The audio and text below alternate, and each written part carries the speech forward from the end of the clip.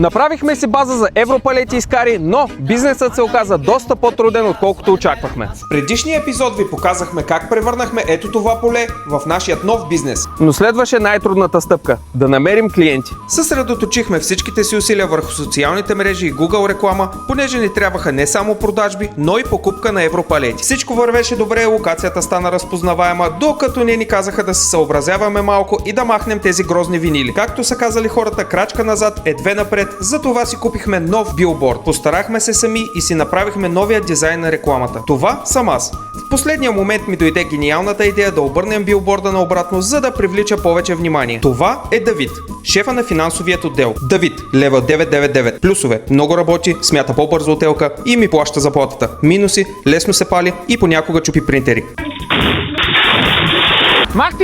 Тук ни гони, за да ни поздрави за гениалната идея за обръщането на билборда.